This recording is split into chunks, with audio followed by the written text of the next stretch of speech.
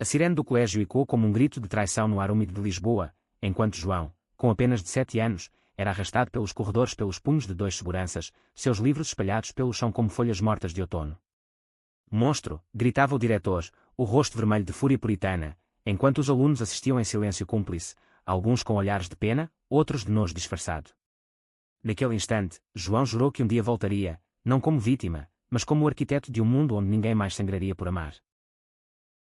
10 anos depois, o sol de primavera banhava a Praça do Comércio com uma luz implacável, e João desceu de um carro elétrico reluzente, o terno italiano ajustado ao corpo esguio que agora carregava a confiança de quem conquistou Silicon Valley com um app de realidade aumentada que revolucionou a educação inclusiva. Seus olhos, outrora cheios de lágrimas, agora brilhavam com uma determinação afiada como o aço do Tejo. Ele havia voltado para o Colégio São Vicente, não para a vingança, mas para reescrever o destino de todos aqueles que o haviam quebrado, e, talvez, para encontrar o pedaço de si mesmo que deixara para trás. João pisou no pátio do colégio com o coração martelando como as ondas contra os cais de Belém. O lugar não mudara muito, as mesmas paredes de azulejos rachados, os bancos de pedra onde ele se escondia para chorar, o sino da capela que tocava como um requiem diário. Mas ele sim. Aos 27 anos, era o fundador da Edu Inclui, uma startup que valia milhões, premiada em conferências globais por integrar narrativas LGBTQ+ em salas de aula virtuais. Seu retorno fora anunciado como uma doação generosa, 500 mil euros para reformas e programas de diversidade. O diretor atual, um homem grisalho chamado Almeida, o recebeu com um sorriso forçado, os olhos piscando em reconhecimento tardio. João Ferreira. Meu Deus, o que o tempo faz com um homem? João retribuiu o sorriso, mas por dentro, uma faísca de raiva antiga crepitava. O tempo cura, senhor diretor. Mas algumas feridas precisam de uma cirurgia. Enquanto o tour pelo colégio prosseguia, João avistou rostos familiares entre os professores. Dona Maria, a conselheira que o traíra confidencialmente, agora com rugas profundas como sulcos de culpa, desviou o olhar. E lá estava Miguel, o melhor amigo de infância que o abandonara no dia da expulsão, optando pela covardia do silêncio para proteger sua própria reputação. Miguel ensinava a história agora, alto e ainda bonito, com o mesmo queixo quadrado e olhos verdes que um dia faziam João sonhar acordado. Seus olhares se cruzaram no corredor, e o ar pareceu congelar. João, murmurou Miguel, a voz rouca de emoção não dita. João sentiu um aperto no peito, não de ódio, mas de uma saudade que doía mais que qualquer cicatriz. A reunião com a equipe docente foi um campo minado de tensões veladas. Almeida elogiava a generosidade de João como se fosse um milagre divino, mas os sussurros entre os colegas traíam o desconforto. Ele era problemático, lembra, cochichou um professor mais jovem ao outro. João fingiu não ouvir, focando em sua apresentação, slides projetados em uma tela nova, mostrando como o Edu Inclui poderia transformar o currículo, incorporando histórias de figuras quer portuguesas como Sofia de Melo Brainer ou o poeta António Boto. Não se trata de caridade, disse ele, a voz firme quando no auditório lotado. Trata-se de justiça. De dar voz aos que foram silenciados. Seus olhos varreram a sala, pousando em Miguel, que assentia devagar, os punhos cerrados sobre a mesa. Naquela noite, em um hotel boutique no Chiado, João não conseguia dormir. O quarto, com vista para as luzes tremulosentes da baixa, parecia uma cela dourada. Ele pegou o telefone e rolou fotos antigas, ele e Miguel aos 15, rindo em uma praia de Cascais, os ombros se tocando inocentemente. O que teria sido deles se o mundo não tivesse intervindo? Um toque na porta o tirou do devaneio. Era Miguel, com uma garrafa de vinho do Douro e olhos que imploravam perdão. Preciso falar com você. Por favor. Eles se sentaram na varanda, o vinho fluindo como confissões represadas. Miguel admitiu tudo, o medo de ser rotulado, a culpa que o corroía como ferrugem, o casamento fracassado com uma mulher que nunca amou, só para calar as dúvidas internas. Eu te traí, João. E me traí junto. As palavras pairavam pesadas, e João sentiu a primeira rachadura em sua armadura de sucesso. Então por que veio agora? Miguel hesitou, então sussurrou, porque eu nunca parei de te amar. Como amigo. Como? Mais que isso. Os dias seguintes foram um turbilhão de planejamento e confrontos. João mergulhou no projeto, contratando consultores para workshops sobre inclusão, mas as resistências surgiram como névoa matinal no Tejo. Pais conservadores enviavam e-mails furiosos, alegando que essas agendas estrangeiras corromperiam a tradição católica portuguesa. O antigo diretor, agora aposentado, ligou para Almeida, espalhando veneno, ele é o mesmo garoto instável de antes. Não confiem. João ouviu tudo, mas em vez de recuar, dobrou a aposta. Ele organizou uma assembleia aberta no colégio, convidando ativistas LGBTQ+, de Lisboa, incluindo uma jovem trans chamada Sofia, cuja história de rejeição familiar ecoava a dele. Na assembleia, o auditório fervia.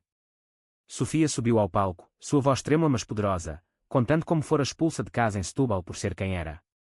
Portugal é lindo, mas suas sombras ainda engolem os nossos.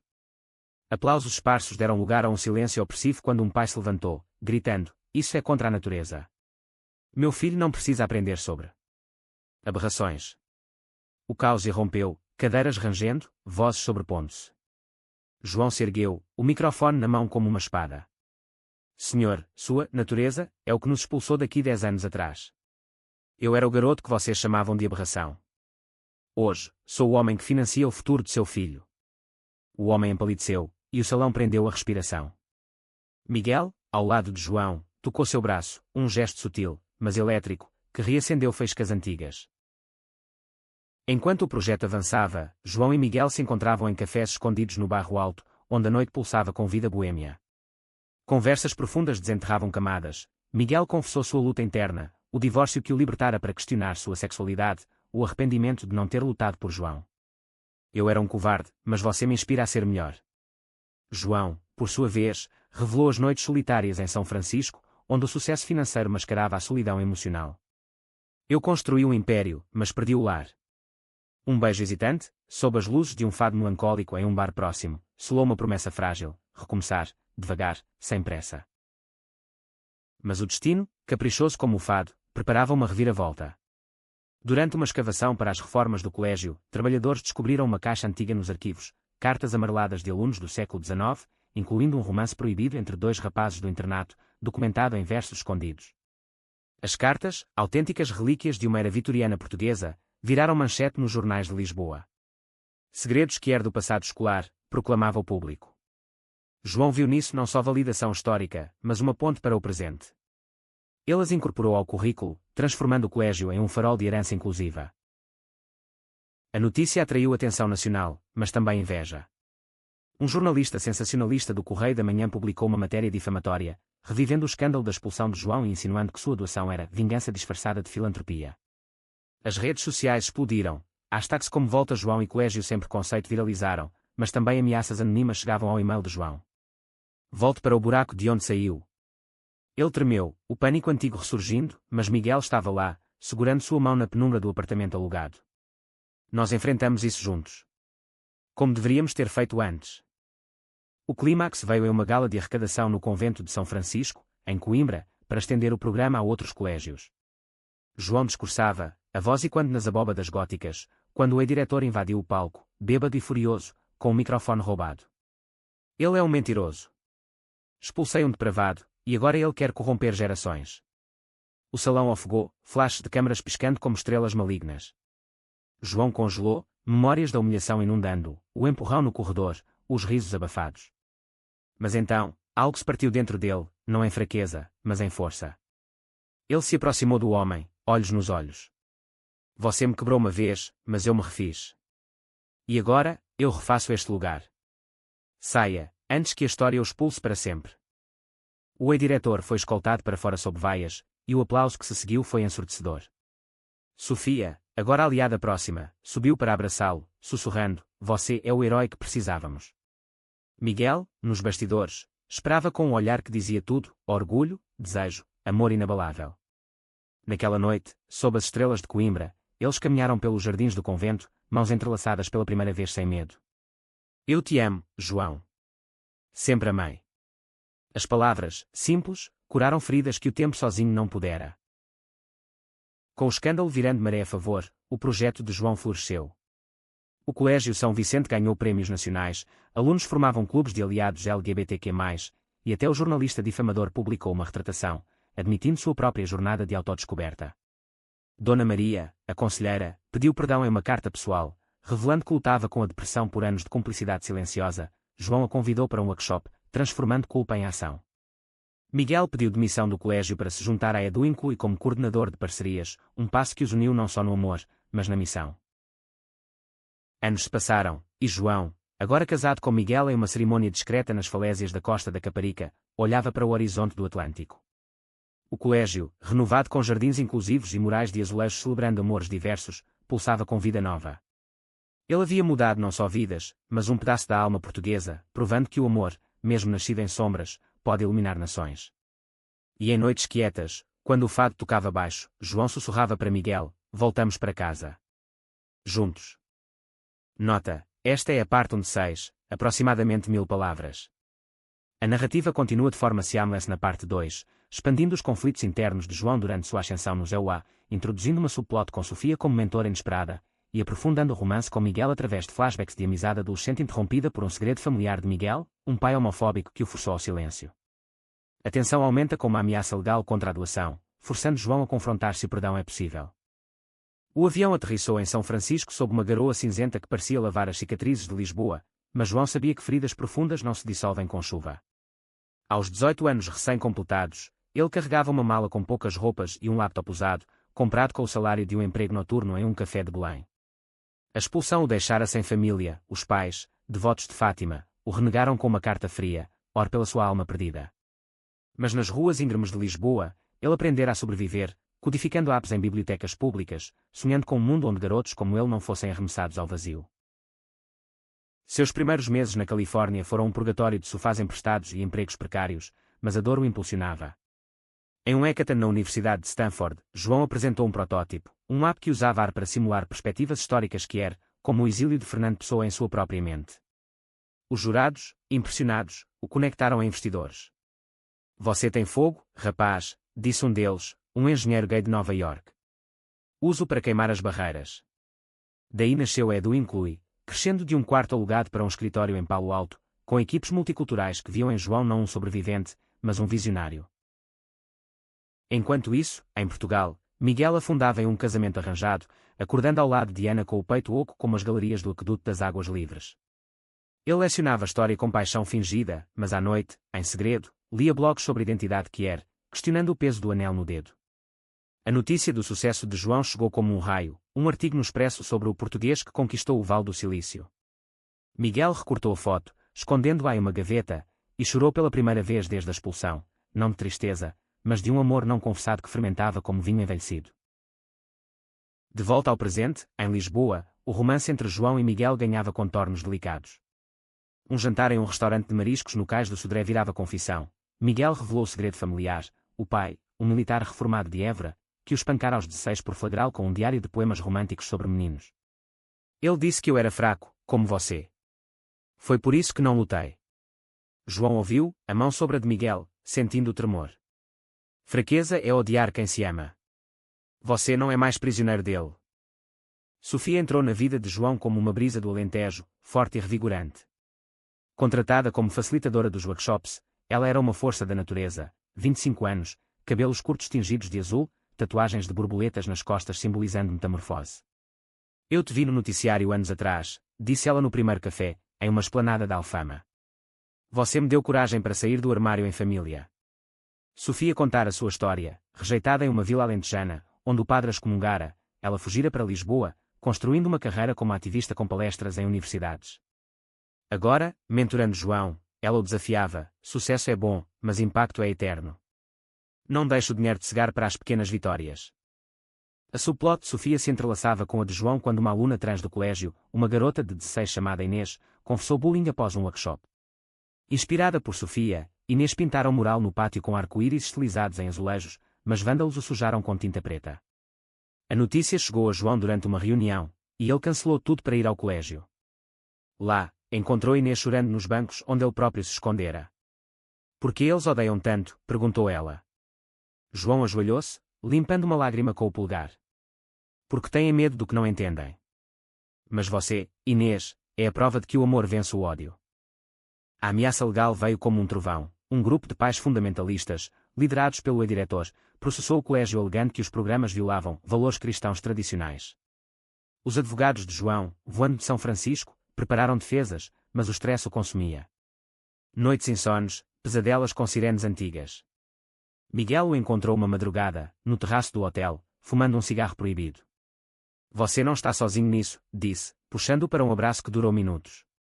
Seus lábios se encontraram novamente, mais urgentes, um beijo que carregava o sal do Tejo e o doce do perdão. Eu escolho você, João. Toda vez.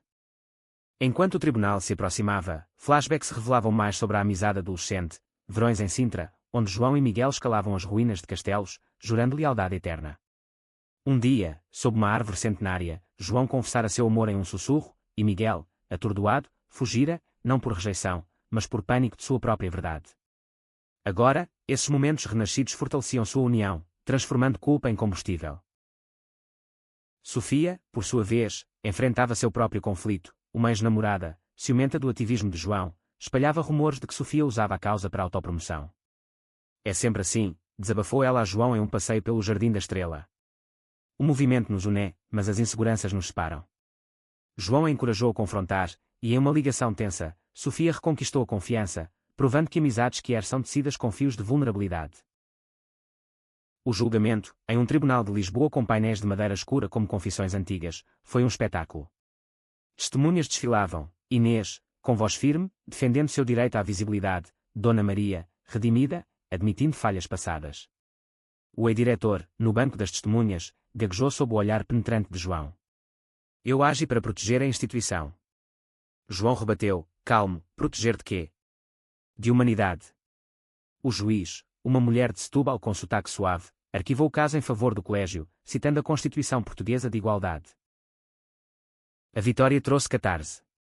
Na celebração no Terreiro do Paço, com fado ao vivo e petiscos de bacalhau, João ergueu um brinde, pelo amor que resiste. Miguel, ao seu lado, sussurrou promessas de futuro. Sofia dançava com Inês, rindo livre. Mas uma sombra pairava. O pai de Miguel, hospitalizado em Évora com um infarto, enviara uma carta pedindo reconciliação. Eu errei, filho. Venha-me ver. Miguel hesitou, o passado batendo à porta. Nota, parte 2 de 6, aproximadamente 1000 palavras.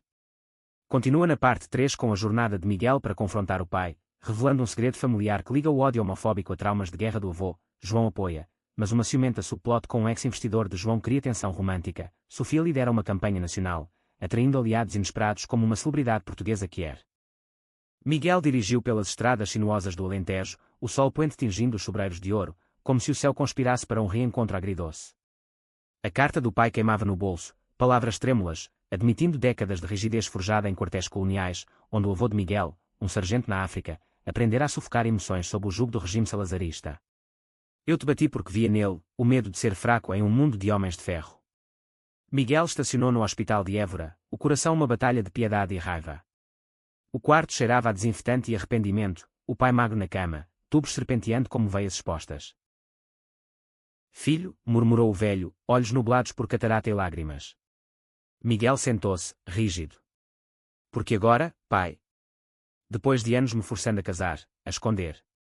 As confissões fluíram. O avô, traumatizado pelas guerras em Angola, espalhara ódio como antídoto para sua própria culpa, um amor não correspondido por um companheiro de armas, enterrado em valas comuns de memória.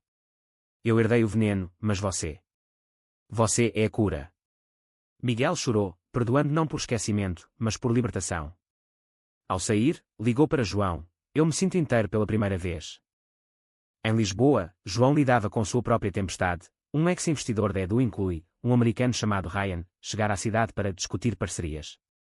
Ryan, charmoso e ambicioso, com olhos azuis que outrora seduziram João em uma festa de lançamento em São Francisco, agora flertava abertamente em reuniões. Você mudou, João. Mais. Magnético. Miguel notou os olhares, uma pontada de insegurança brotando como erva daninha. Ele quer mais que negócios, disse a Sofia durante um almoço no Time Out Market. Ela riu, mas aconselhou, ciúme é o teste do amor verdadeiro. Converse, antes que vire veneno. A subplot de Ryan escalou quando ele propôs uma fusão que diluiria o foco inclusivo da Edu Inclui, priorizando lucros. João recusou, mas Ryan vazou e-mails antigos, insinuando um romance passado para desestabilizar a imagem de João na mídia portuguesa. Manchetes surgiram, milionário que era e escândalos americanos. O stress rachou a fachada de João, levando a uma briga com Miguel. Você ainda sente algo por ele? Perguntou Miguel, voz quebrada no apartamento com vista para o castelo de São Jorge. João negou, mas a dúvida semeou sementes de conflito. Eu escolhi você, mas o passado não some com um estalar de dedos. Sofia, enquanto isso, transformava sua energia em uma campanha nacional, Portugal sem sombras, uma rede de colégios adotando o modelo de São Vicente. Ela conquistou uma aliada improvável, Catarina Fidalgo, uma atriz de telenovelas famosa por papéis héteros, que revelou em uma entrevista ao SIC Notícias ser bissexual, inspirada pela coragem de Sofia. Eu me escondi por contratos, mas chega. Juntas, elas marcharam no período de Lisboa, bandeiras arco-íris ondulando ao som de morna cabo-verdiana remichada. A multidão, diversa como o mosaico de Lisboa, gritava slogans, e João, marchando ao lado de Miguel, sentiu o tecido social se remendando. Mas o ciúme de Miguel culminou em uma noite chuvosa no Lisboa Factory, onde Ryan apareceu em um evento de networking. Bebidas fluíam, e Ryan encurralou João em um canto, sussurrando, lembra Berlim? Nós éramos invencíveis. Miguel viu, o copo tremendo na mão, e saiu correndo para a chuva. João o seguiu, encharcados sob os arcos industriais. Eu te amo, Miguel. Ryan é fantasma. Você é real. Eles se beijaram na tempestade, a água lavando dúvidas, selando uma promessa de transparência. O pai de Miguel faleceu semanas depois, deixando uma herança modesta e uma carta final: viva o amor que eu neguei. Miguel usou o dinheiro para fundar um memorial no colégio, uma placa em azulejos com a história do avô, humanizando o passado colonial. Sofia e Catarina expandiram a campanha para o Algarve, onde vilas conservadoras começavam a abrir portas para diálogos. João, fortalecido, confrontou Ryan em uma videochamada. Nossa história acabou. Não mancho o que construí. Ryan recuou, e a mídia virou elogios à resiliência de João. No romance, Miguel e João planejavam uma viagem a Sintra, revivendo memórias, mas com novos toques, mãos dadas nas trilhas, sussurros do futuro. A campanha Portugal sem sombras se espalhava como videiras pelo Douro, mas raízes profundas nem sempre cedem sem luta. Em uma escola rural de Porto Alegre, o professor de literatura, um homem de 40 anos chamado Rui, implementou lições sobre autores que eram como José Saramago em suas nuances homoeróticas. Alunos floresceram, debatendo Memorial do Convento com olhos abertos, mas pais furiosos o acusaram de doutrinação. A demissão veio como um raio, para preservar a harmonia. Rui, com voz trêmula em uma ligação para Sofia, confessou: eu sou gay, casado em segredo na Holanda. Não posso perder tudo. João viu nisso um eco de sua própria história e voou para Porto Alegre, o jatinho particular cortando os céus como uma flecha de justiça. A assembleia na escola, em um ginásio com cheiro de giz e tensão, lutou com fazendeiros de olhares duros e mães protetoras. João subiu ao palco improvisado, microfone na mão. Eu fui expulso por ser quem sou. Hoje, ofereço recursos para que ninguém mais sofra isso. Um pai gritou: isso não é Portugal. É moda estrangeira. João rebateu, citando Camões: amor é amor, em qualquer mar. Vocês negam sua própria poesia. Rui, reintegrado após petições virais, abraçou João nos bastidores: você salvou minha voz. Enquanto isso, o romance de João e Miguel entrava em território sagrado, a conversa sobre família. Em uma noite de inverno no Porto, jantando lampreia na Ribeira, Miguel brotou a ideia. E se adotássemos? Há tantos jovens como você foi, órfãos do preconceito. João hesitou, memórias da rejeição parental como espinhos. Mas um caso tocou seu coração: Lucas, 16 anos, um garoto trans de Faro, abandonado após transição, vivendo em um abrigo superlotado. Ele precisa de estabilidade, disse a assistente social. Visitas começaram, passeios pelo Gerês, onde Lucas, tímido mas curioso, abria-se sobre sonhos de ser engenheiro. Miguel cozinhava pastéis de nata, João ensinava coding. Mas o processo legal era um labirinto, avaliações psicológicas questionavam estabilidade de casais não tradicionais. Somos estáveis o suficiente para mudar o mundo, argumentou João em audiências, com Miguel ao lado, mãos unidas. Sofia, a força motriz da campanha, enfrentava seu calvário digital. Trolls anónimos inundavam suas redes com ódio, freak disfarçado de vítima. Insonia veio, seguida de pânico em palestras, onde mãos tremiam no microfone. Catarina a encontrou em um café da Baixa, olhos inchados. Você carrega o mundo nas costas, mas quem te carrega? Uma terapia em grupo com outras ativistas revelou camadas: o estupro na juventude em Setúbal, mascarado por armaduras de militância. Eu luto para não me afogar, admitiu. João e Miguel a convidaram para um retiro em Óbidos, muralhas medievais como metáfora de proteção. Lá, sob estrelas, Sofia chorou, curando feridas coletivas. O conflito em Porto Alegre escalou quando um grupo extremista protestou fora da escola, cartazes com cruzes queimadas. João contratou segurança, mas Rui insistiu em dialogar. Uma mesa redonda surgiu, pais e ativistas, moderada por Sofia. Lágrimas fluíram quando uma mãe confessou: meu irmão se suicidou por ser gay. Eu tenho medo pelo meu filho. Diálogos nasceram, transformando o ódio em entendimento frágil. Para João e Miguel, a adoção de Lucas testava limites. Uma avaliação notou tensões passadas, referindo-se ao ciúme com Ryan. Em uma sessão, Miguel explodiu: meu passado me define. Eu mudei. João acalmou, mas internamente duvidava: era justo trazer uma criança para sua bagagem. Lucas, sentindo a hesitação, fugiu do abrigo por uma noite, encontrado em uma praia de Odisseis, escrevendo no diário: eles me querem mesmo. O resgate uniu o casal, dirigindo sob chuva, prometendo a Lucas, e a si mesmos, compromisso inabalável. A campanha ganhou tração com um documentário de Catarina, filmado em Vilas do Minho, mostrando transformações. Declas veio de políticos conservadores no Parlamento, debatendo proteção da família tradicional. João testemunhou, sua fala viral: família é amor, não linhagem. Sofia, recuperada, liderou contra-ataques online, virando trolls em aliados com humor afiado. No clímax da parte, Lucas foi aprovado para a adoção provisória. Em uma celebração discreta em uma quinta alentejana, com azulejos floridos e vinho de Borba, João e Miguel o abraçaram: bem-vindo à família, filho. Sofia brindou: pelo amor que multiplica. O escândalo irrompeu como uma erupção vulcânica nos Açores. Auditorias revelaram desvio de fundos educacionais pelo Ministério, milhões destinados a escolas públicas evaporando em bolsos de burocratas. O projeto de João, dependente de subsídios, parou abruptamente. Jornais como o Diário de Notícias estampavam: filantropia que era em cheque. João, em uma conferência em Ponta Delgada, recebeu a notícia por e-mail, o laptop tremendo em suas mãos. Como, murmurou para Miguel, que o abraçava em pânico. A corrupção ligava-se a lobistas conservadores, os mesmos que processaram o colégio meses antes, uma vingança orquestrada.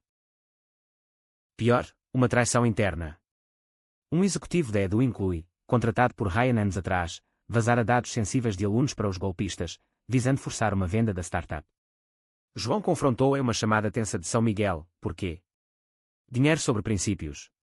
O homem, voz embargada, confessou: pressão familiar. Meu irmão é pastor, me chamou de traidor por trabalhar com você.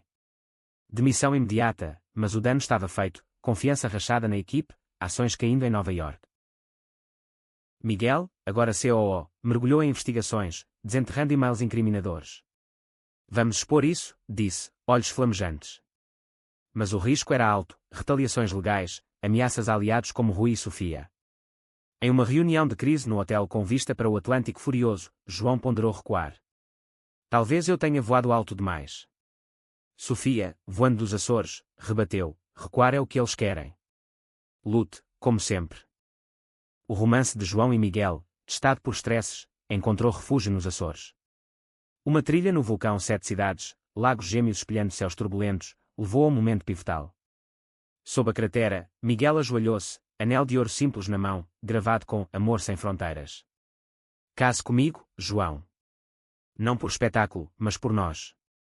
Lágrimas misturaram-se ao suor da escalada. Sim, sussurrou João, beijando com o vento uivando bênçãos. O pedido, simples, ancorou-os contra a tempestade. Sofia, paralelamente, navegava águas emocionais. Em uma gala nos Açores, conheceu Helena, uma oceanógrafa lésbica de Angra do heroísmo, com cabelos cacheados e sorriso que iluminava Furnas. Helena, ativista ambiental, via na campanha de Sofia paralelos com preservação ecológica: proteger minorias é como salvar recifes, delicado, essencial. Encontros casuais viraram jantares de peixe fresco, conversas sobre traumas compartilhados.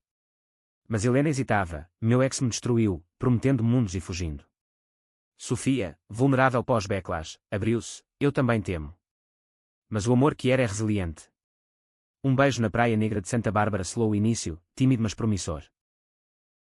A crise nacional escalou com audiências parlamentares em Lisboa. João testemunhou, expondo desvios com provas irrefutáveis, sua voz ecoando nas câmaras: educação não é moeda de troca para o ódio. Políticos esquirmavam, e a mídia, liderada por Catarina, amplificou. Manifestações surgiram em praças de todo o país, de Braga a Lagos, bandeiras arco-íris unidas a faixas anticorrupção. Rui, de Porto Alegre, organizou uma vigília, Inês pintando murais de esperança. Internamente, João reconstruiu a equipe, promovendo talentos subestimados como uma codificadora Kier de Coimbra. Miguel, exausto, colapsou em stress, mas João o cuidou em uma casa de campo no Douro, vinhedos como metáfora de paciência. Nós colhemos o que plantamos, disse João, massageando ombros tensos. Sofia e Helena aprofundaram uma viagem de barco ao redor da ilha, onde Helena revelou um luto recente, perda da mãe, que nunca aceitara sua orientação. Ela me amava, mas doía. Sofia compartilhou sua própria perda, tecendo laços.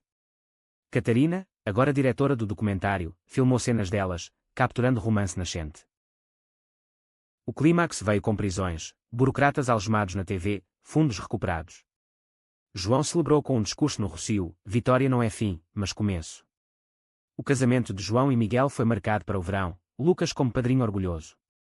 Sofia, com Helena ao lado, sussurrou: o amor nos salva. O dia do casamento amanheceu perfeito em Cascais, o sol dançando nas ondas como confetes divinos, a vila pescando com azulejos brancos e azuis em aprovação silenciosa. A cerimônia, em uma capela à beira-mar renovada com toques inclusivos, vitrais retratando casais diversos de lendas portuguesas, lutou com aliados, Sofia e Helena de mãos dadas, Rui com seu marido holandês, Inês agora uma artista emergente, Catarina filmando discretamente. Lucas, com gravata torta e sorriso largo, carregava as alianças, seus olhos brilhando de pertencimento. João, em um smoking leve de linho, esperava no altar, coração acelerado como na primeira confissão adolescente. Miguel desceu o corredor ao som de um fado adaptado, amor em tempos de ódio, voz de uma diva que era de Lisboa. Seus votos foram tecidos de memórias: você me ensinou que amor não é posse, mas liberdade. Eu te escolho, em cada vida. João, voz embargada, respondeu: das sombras do colégio ao sol de nossa família, você é meu porto. O beijo, sob aplausos e pétalas de jasmim, selou não só união, mas triunfo.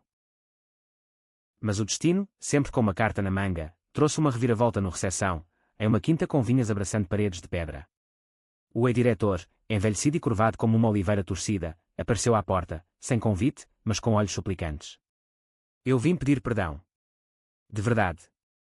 Os convidados murmuraram, tensões antigas ressurgindo.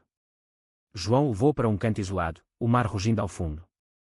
O homem confessou, terapia pós-escândalo revelar a sua própria repressão, um tio que era linchado nos anos 70, trauma não processado que o tornara monstro. Eu projetei meu medo em você. Me perdoe, para que eu possa morrer em paz. João hesitou, o perdão uma lâmina de 2 gumes. Miguel, ao lado, sussurrou, perdão não é esquecimento. É escolha. João estendeu a mão, comece ajudando. Junte-se aos workshops. O homem assentiu, lágrimas lavando sulcos, um arco de redenção improvável. Sofia, dançando com Helena sob luzes de corda, sussurrou planos, a adoção em vista, uma casa em Angra com vista para o oceano. Você me deu asas, disse a Helena. Catarina, agora produtora, anunciava o documentário em Cannes, honras para o movimento. Rui expandia programas em Porto Alegre, Inês vendendo murais para escolas nacionais. Lucas, no baile, confidenciou a João: eu quero estudar como você. Mudar o mundo. Anos depois, em 2035, João e Miguel caminhavam pelo pátio renovado do Colégio São Vicente, agora um centro de excelência inclusiva, com bolsas para 100 jovens que era anualmente. O APEDU inclui fora adotado globalmente, mas eles se aposentaram cedo, administrando uma fundação em Sintra. Sofia e Helena criavam filhas em uma ecovila nos Açores, Helena lecionando oceanografia com lições de empatia. O ex-diretor, redimido, voluntariava como facilitador idoso, contando histórias de erros para prevenir repetições. Sob a mesma árvore onde juras antigas foram feitas, João e Miguel sentaram-se com Lucas, agora um engenheiro de 26, namorando um rapaz de Moçambique. Vocês mudaram tudo, disse Lucas. João sorriu, mão na de Miguel, não nós. O amor. O sol se punha no Tejo, pintando o céu em tons de possibilidade, provando que de expulsões nascem revoluções, e de corações partidos, legados eternos.